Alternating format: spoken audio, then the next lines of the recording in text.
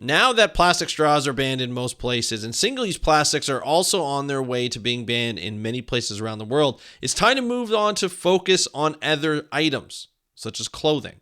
Now don't worry, because I'm not talking about a ban on clothing, but a ban on throwing out clothing because it can be recycled. The state of Massachusetts has banned throwing out clothing and other textiles in the trash, forcing people in the state to recycle them instead. The ban on throwing out clothes in the trash comes at the heels of landfills filling up so much that much of the trash is shipped out to other states. For example, over 50% of the trash in New Hampshire landfills belong to Massachusetts. I'm going to discuss the pros and cons of this policy in this episode of the How to Protect the Ocean podcast. Let's start the show. Hey everybody, welcome back to another exciting episode of the How to Protect the Ocean podcast. I'm your host, Andrew Lewin. This is the podcast where you find out what's happening in the ocean, what you can do to speak up for the ocean, and what you can do to live for a better ocean by taking action. And one of those actions is based on this policy that we found in Massachusetts. Now, Massachusetts is a pretty interesting state. It's got a lot of things. Obviously it's a sports state. You got Boston Bruins, New England Patriots, the Boston Celtics, the Boston Red Sox. It's quite an interesting state to be in, let alone the city of Boston. The state is amazing. You got the New England Aquarium. You got a beautiful coastline. It's a fishing state. It's just quite a long history in the U.S., and it's just a wonderful state.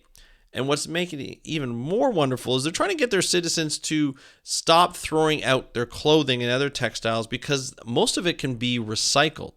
They're even going to ban throwing out mattresses because the material can be broken down and made into new products. Now, this is quite interesting because, up till now, we've been talking about recycling, how it's a sham.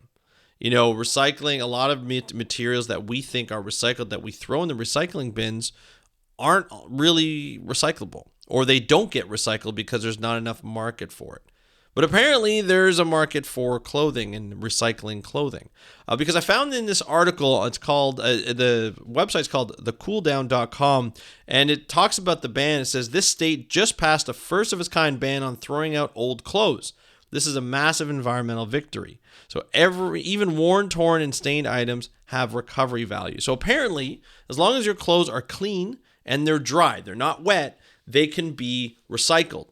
And so the state of Massachusetts, as of November 1st, 2022, made it illegal to throw out clothing and other textiles, becoming the first state in America to do so. Under a new law that went into effect November 1st, residents must recycle their used garments as long as they are dry and not infested with insects or otherwise contaminated. So that's pretty cool. Also, how many clothes have insects? That many insects on it? That makes me wonder. It makes me worried. But the vice president of the government affairs at recycling nonprofit Waste Zero agrees. He says, right now in Massachusetts, we're exporting 2 million tons of solid waste to other states. Said more than half of the trash disposed of in New Hampshire is Massachusetts trash. So though the ban applies to both individuals and businesses, the Massachusetts Department of Environmental Protection says that it generally does not issue waste ban enforcement to individuals and instead typically issues enforcement to businesses and institutions, including municipalities, as well as waste haulers. So the interesting thing about this is it's an interesting ban to put into place, but how are they going to enforce it?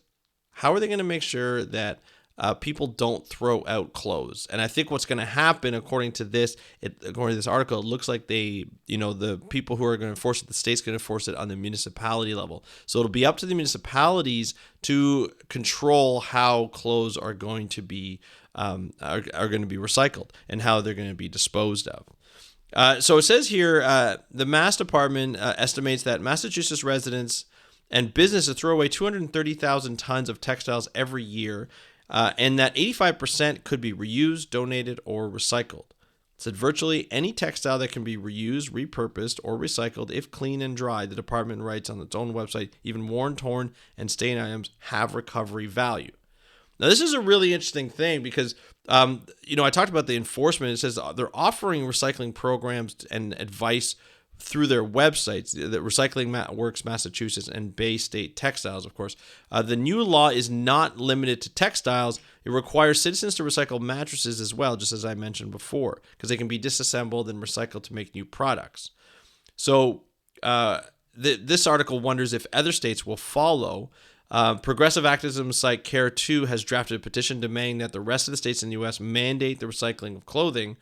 And as of this writing, they've received 39,780 signatures towards the 40,000 goal. So they're close to getting that petition. I assume that once it hits 40,000, the state or other states have, or maybe the federal government has to address it. I'm not sure.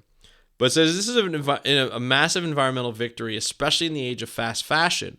It will help the state drastically reduce waste. Other states' environmental protection agencies should implement similar policies to encourage clothing recycling and curb our waste crisis. Now, here's the good news. If you're a thrifter, this is really good news because you're going to see a lot more clothes hit the thrifting shops than you would normally. If you think about it, when we buy clothes from our malls or from our stores that are chain stores that have a headquarters somewhere around the world.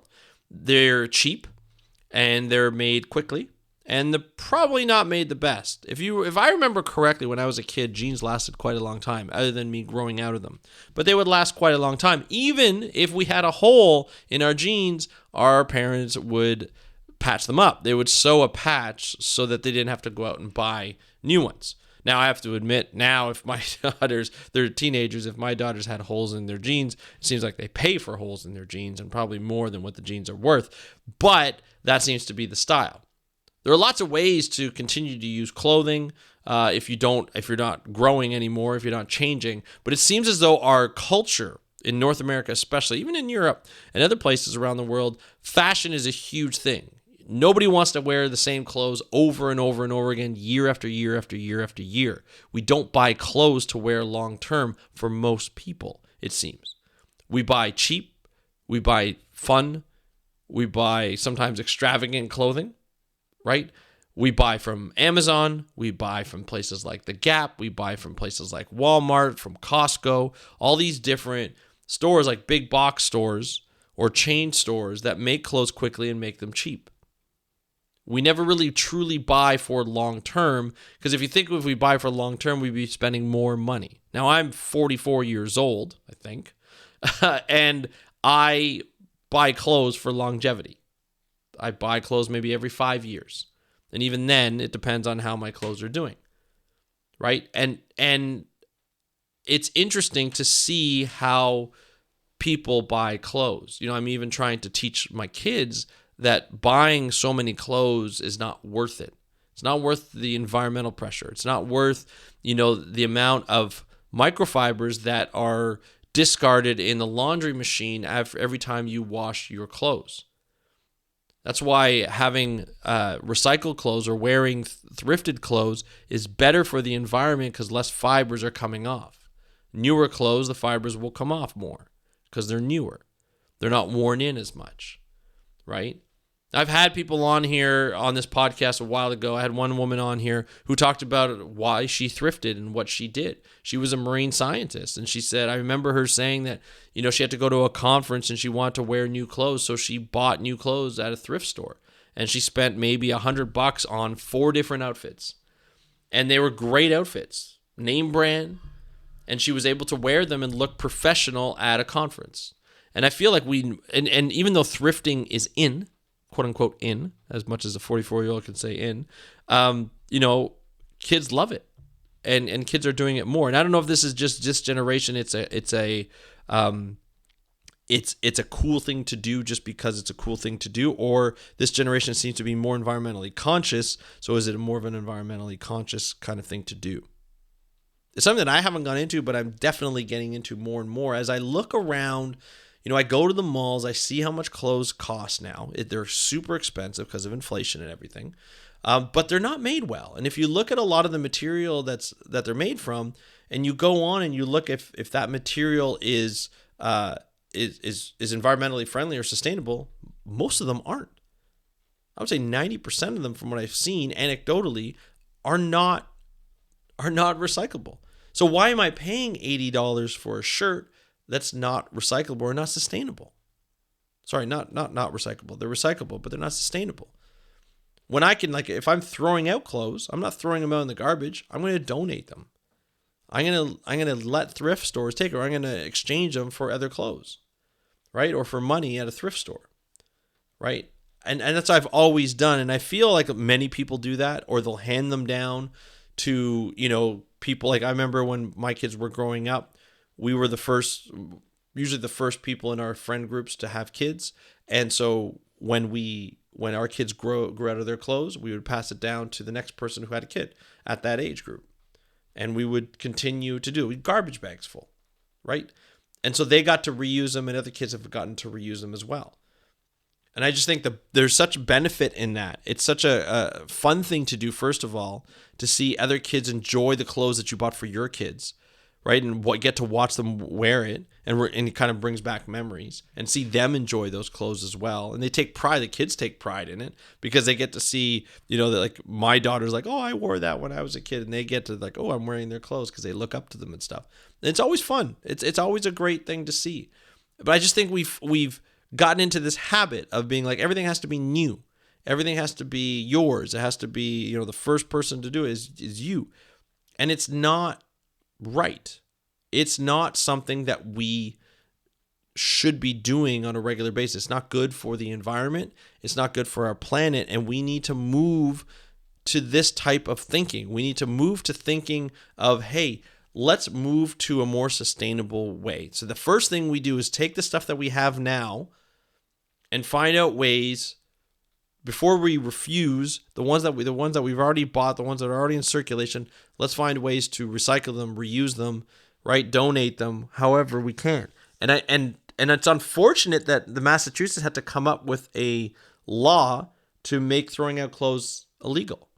I don't know how they're going to enforce it, to be honest, but I like the fact that if they make it illegal, maybe the government has to put in programs in place to remind people to donate their clothes and not to throw them out.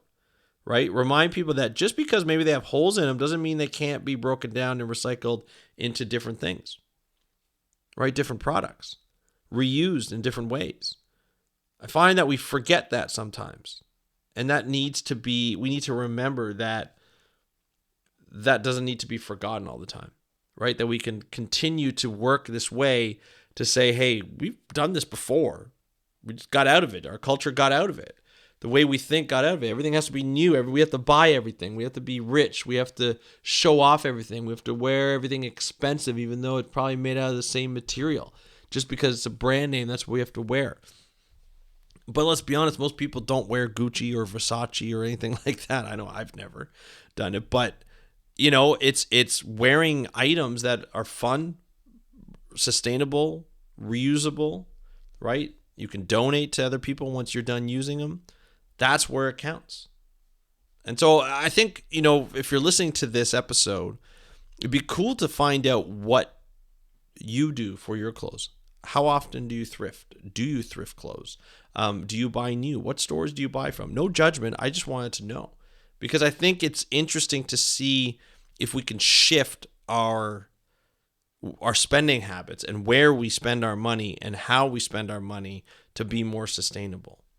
One of the goals that I have this year in 2023 is to, shift my wardrobe to maybe more thrifted items, or buy something that's sustainable if I can find it. I'll tell you, it's not easy.